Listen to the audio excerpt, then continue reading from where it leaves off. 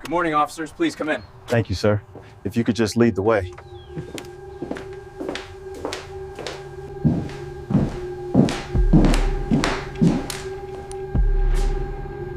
On the morning of August 13th, 2018, a man stood on his front porch in Frederick, Colorado, and asked the world for help.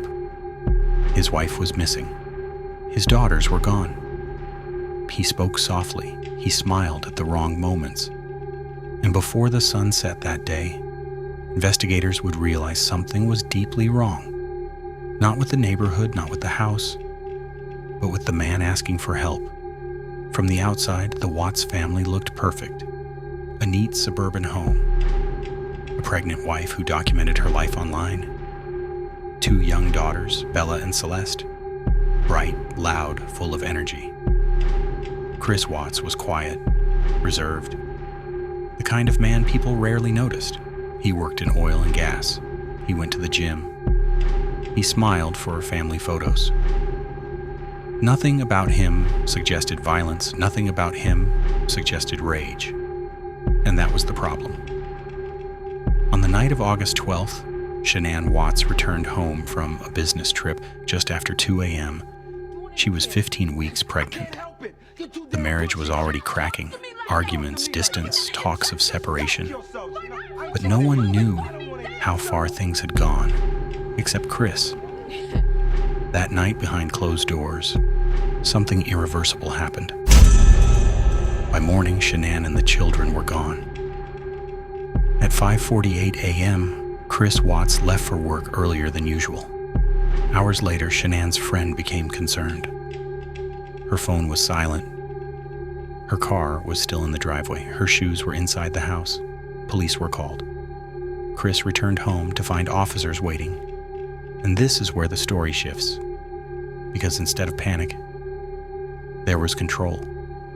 Chris walked through the house calmly. Too calmly. He spoke in complete sentences. He answered questions before they were asked. And when he appeared on local news that night, he delivered a plea that would later haunt millions. If anybody has her, just bring her back. He smiled. Investigators noticed it immediately. He never used his children's names. He spoke in past tense. He avoided emotional language. And then there was the body cam footage.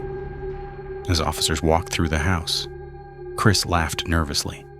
He joked. He avoided eye contact. It wasn't grief. It was pressure. What the public didn't know yet was that Chris Watts was already living another life, an affair, secret messages, plans for a future without his family. Investigators uncovered it quickly, and once they did, the walls closed in. Chris was brought in for questioning. This time, there were no cameras, only silence. My 4 hours, Chris denied everything. This isn't working. We need to change course. It's not that simple. The risks are too high. So what do we do? Then, slowly, he changed his story. He claimed Shanann had harmed the children. He claimed he only reacted, but the story didn't hold. Tell me the truth. No one is going to harm you. Only the truth will set you free. She took the kids away from me. I'm so heartbroken. Details shifted, timelines collapsed, and finally, he broke. Chris Watts confessed. He admitted to killing his wife, and then, one by one, his daughters. I killed my family, my wife, my children. I feel so bad now! He drove their bodies to his work site, placed them where he thought no one would ever look. He believed the land would hide what he'd done. He was wrong. The house emptied. The neighborhood fell silent.